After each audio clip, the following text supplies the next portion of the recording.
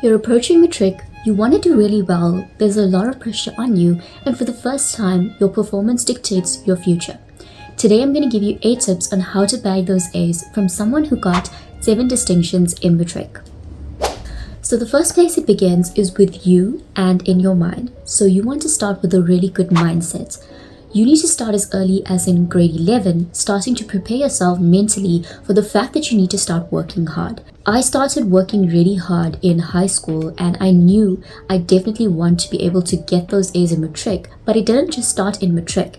It firstly started in my mind deciding that I want to work hard as far as in grade 8.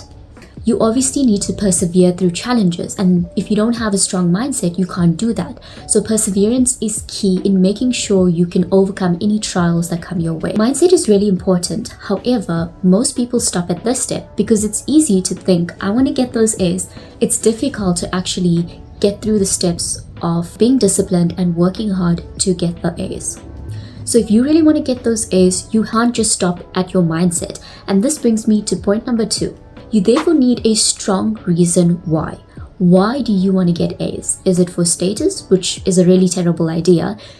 The most compelling strong reason why is obviously maybe you want to get into a good career. You need to get your university acceptance. You want to study a specific degree where there's high requirements. This is going to motivate you, and this is going to be a reminder why you began in the first place. In other words, this should be a very tangible goal that you can reach.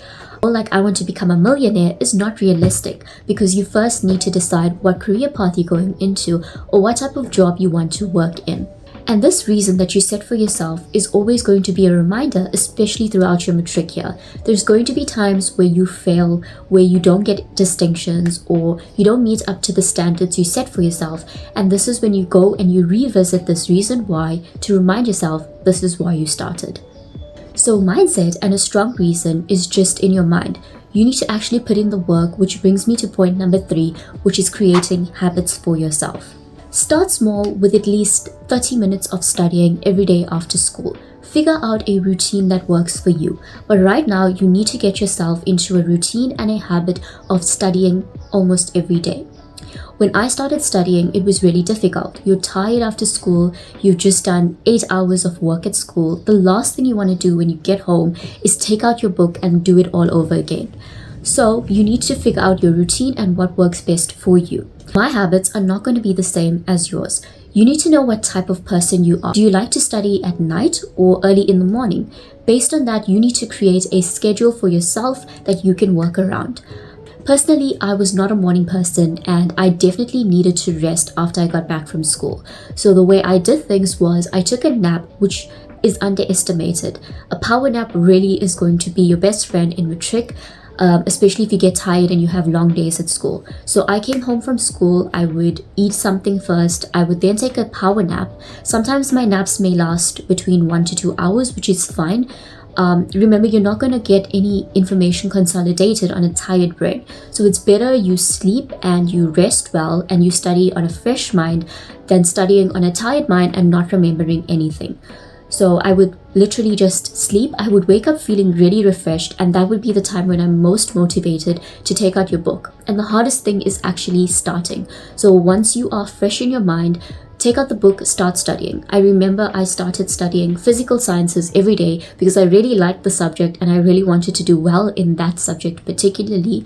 So every day I would not even do intense studying. I would literally just open my book, read through the definitions, read through the day's work that we did at school, and make sure I kind of got a gist of what was going on. I did this every day so that when the exam was approaching, I wasn't going back and relearning the entire term's work, but I was now just practicing past year papers. Habits is a really cool way of personalizing your study experience. No two people are ever the same, so figure out what works for you and study smart, not hard. Now obviously you go to school every day, you spend these long periods doing all the different subjects, you're getting study material from your teacher. But did you ever stop to think, no two schools ever really do the exact same work? And although the work and the syllabus is exactly the same for every Matric student, Remember that you're only getting information from one person for that subject, and that's your teacher.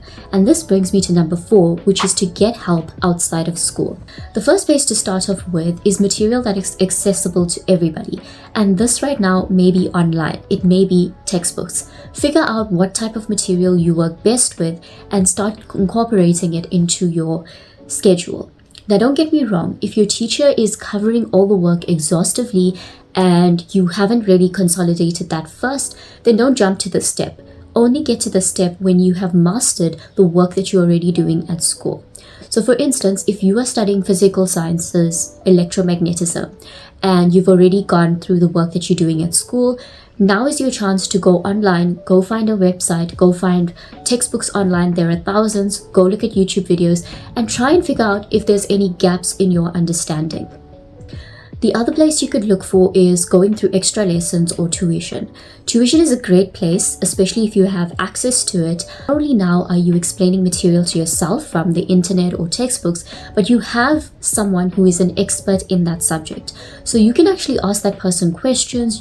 So a fun fact, I'm actually a tutor, and the way I do my lessons is that if someone has a question about work that I'm doing, you can stop the entire lesson and you can ask me what is going on. I also give them extra work to practice, extra past paper questions, and we go through the work at a much slower pace. So something that you can't really do at school just because of the time limit. Now, don't get me wrong, if you don't have access to tuition or you find it expensive, it's not a necessity. Remember, all the material you need, especially Matric, is already found at school or online, so you don't need to go this extra mile. You would know that when you are working towards your marks, it's not just the exam component that counts. You actually have other assessments, usually called the CAS component, that you need to work towards that also gets added to your marks. So this brings me to number 5, which is to make sure you aim high in every other assessment component. So I'm not really sure what the percentage division is, but I think when I was in Matric, it was a 25% going towards my assessments. You can work really smart around this is that you don't want to start studying hard or only focusing on the exam to get your A. You also want to do really well in your CAS components so that you increase your chances of getting a higher mark. Make sure you know from day one what are the assessment components that you need to study for. For instance, in English, you usually have some type of oral assessment, you have a speech, you have an essay. This is all before the exam. So you need to remember that you need to work really hard in these components and make sure you actually get A's in these components so that when that mark is being added to the exam mark, you actually end up with a higher mark. Be proactive about this. Go out, ask your teachers what are the assessment components for the term before you start it so that you can also space your studying around your assessments. Now, there are going to be times where you're not going to meet your goals. It's going to get difficult. You're going to get tired. You're going to forget the reason why you're not going to be as motivated. And when this happens, it brings me to number 6, which is to be your own cheerleader. Remember, you are the one that is working towards this and you're going to reap the goals and accomplishments. So whenever you are down and whenever you fail or you don't achieve the goal you wanted to, remember that it's not the end of the world. And I think if I go back and look at my Matric, I actually cried over papers that I didn't like. I got so upset. There were days when I couldn't get myself to study. But if I were to tell you one thing, it is that it is not the end of the world. You have to push back real quick, and that's something nobody really tells you about Matric.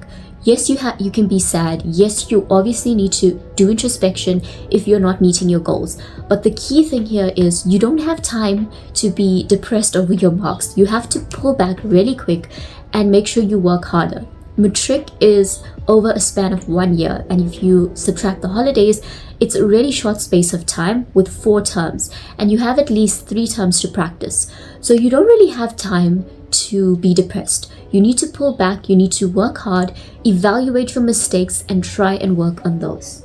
And also at this point in time, you need to remember that you need to be disciplined. Remember, you can be motivated, but motivation is only going to last a very short time.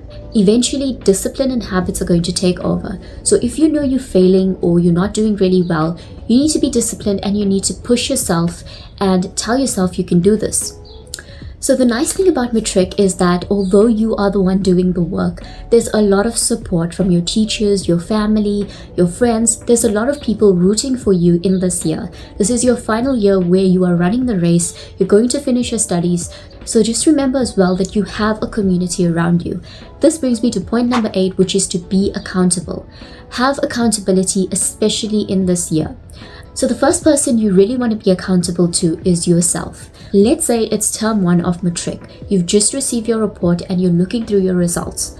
You need to actually measure yourself up to your goals that you set at the beginning of the year. Did you meet the goals? Did you not? Why didn't you? Make sure you do your introspection of what can you improve on. Have you met your goals? And really be honest with yourself. So you need a balance of being hard on yourself but also showing yourself grace. Don't fall into the trap of saying, okay, I got 79, it's basically an A. No, you need to actually look at why did you get 79. And if you really want to get A's, don't just aim for 80. 80 is just the minimum. You want to go past the mark. So even if you've got 85% in physical sciences, don't just settle for that. Remember that you want to keep pushing yourself. So even if you've got your distinctions, try and push yourself further because you're never going to know your potential unless you are disciplined. Also be accountable to your parents, to your teachers. And that summarizes my 8 tips on how you can achieve your A's. So one of my bonus tips that I'm going to share with you of what I did in Matric that really helped me to push through the challenges was when I actually studied, I pretended to actually teach a class. So pretend that you have a whole lecture full of people and you are teaching them the subject. So for instance, if I was studying Newton's laws in physics, I would come home, I would firstly understand the topic for myself, and then I would pretend on my whiteboard right there that I was teaching a class the subject. So from the base of this is what Newton's law is, this is how we can understand it, this is how we apply it, let's actually work on a question. It surprisingly works really well. And beyond this, I urge you to actually enjoy the subjects you're doing. Remember that learning about physics, learning about maths is actually quite exciting. And if you're curious about who am I and what I'm studying, I am now doing my mechanical engineering BSc degree at Wits in Joburg. My career path really took a lot of turns. I initially wanted to study medicine. I signed up for chemical engineering, switched to mechanical, and that's a decision I will never regret and I'm so glad I made. So if you want a separate video explaining my whole career path and the decision process, let me know in the comments and I will definitely do that. I hope that these tips were useful. Remember, even if you're in the middle of your Matric year, as long as you still have exams to go, these tips are going to apply.